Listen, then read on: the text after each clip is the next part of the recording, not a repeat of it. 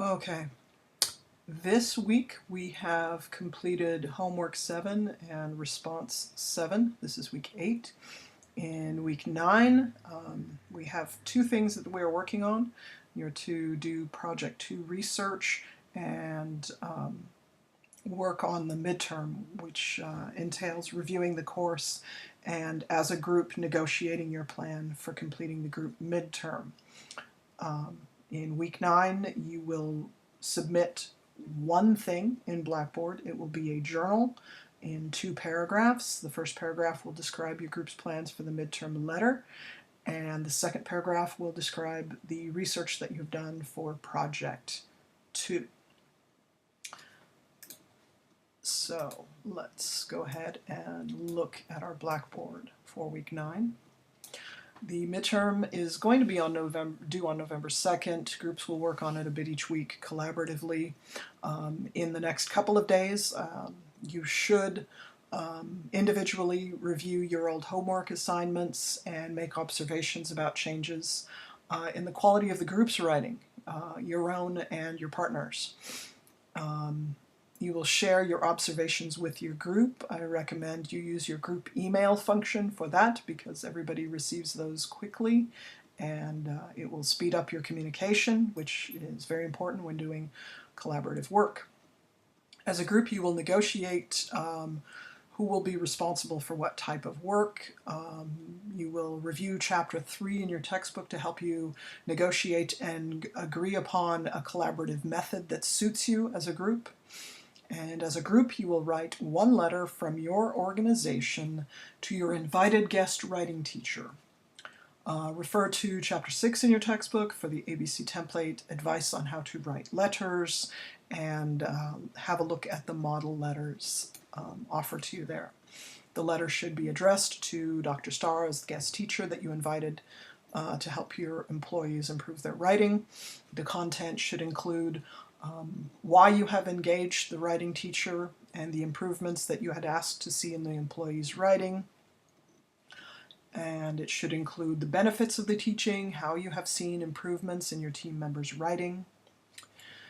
And finally, it should include any special requests you have for future engagements with the teacher, topics you would like covered for your organization, or greater depth of discussion on a topic that was already covered. Groups are to use true content, so do go back through the previous weeks and the previous homeworks, and you should post to each other, probably in your group emails. Share what you've observed after your review, what things were important to you, what things you noticed in the lessons and in the changes in the writing. As a group, you will select 2 to 3 key points to say about how the instruction was presented, 2 to 3 key points to say about how the employees responded, 1 to 2 key points about what you feel needs more attention. Your group tools now include, you've had group email, so you could always do that.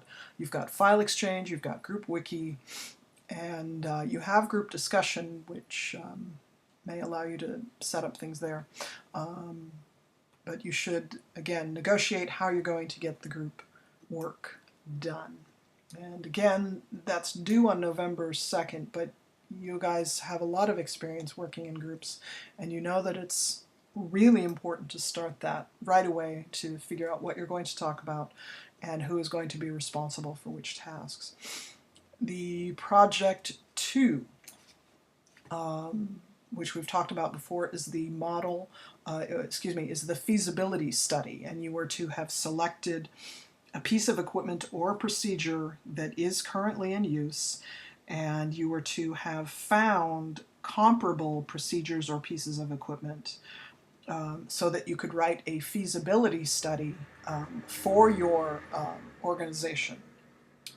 That feasibility study needs to have a title page, it needs to have an executive summary, it needs to have an introduction, a definition in 2 or 3 or 4 parts, and the definition is done, of course, by giving a description of the item. It's done by describing the function of the item.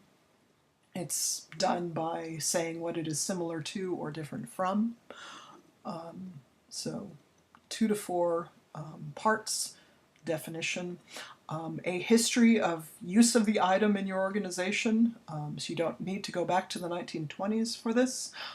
You should probably just be going back in the past few years, for example. You need to have a part that talks about the advantages of the piece of equipment that is currently in use, and ones you might compare it with. You should have at least 2 parts talking about advantages, but you can have 3 or 4 parts talking about advantages. You should have a disadvantages section in 2 to 4 parts. You should have conclusions and recommendations, and you should have a references list of the sources that you have used to complete your study.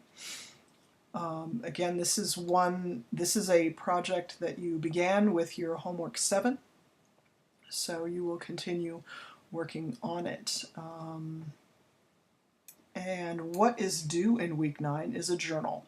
It just goes from you to me.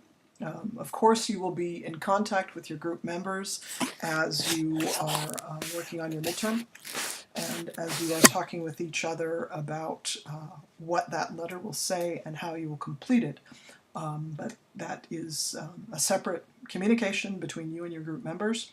For me, you'll be turning in a journal assignment, and it's going to be worth 5 points. I've added it to our course, and it's just going to be graded on completion. You just need to do it and do all the parts. I'm not going to grade your organization, the quality of the writing, or anything like that. Just, can I see that you have addressed what I've asked?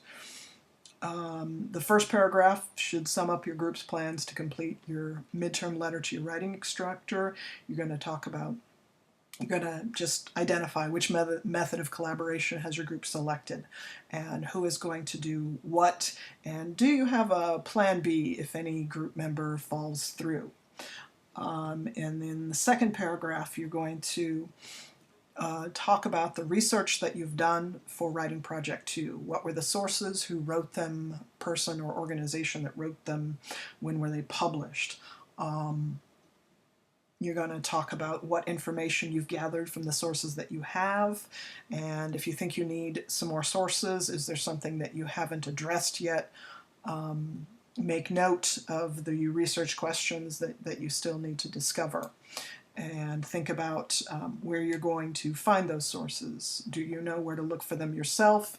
Do you know who to ask on campus for help? One of our professional librarians, a tutor on campus, maybe a professor in your department can talk to you about pieces of equipment or procedures in your field. Would it be appropriate to ask me? Knowing and using your resources is a quite important professional skill, actually. Anyway, so the 2 paragraphs should address each element I request, but they do not need to be unified in any way, nor proofread too carefully. What you would write for yourself in your own journal should suffice. I just need to be able to understand it. All right. Good hunting and good luck.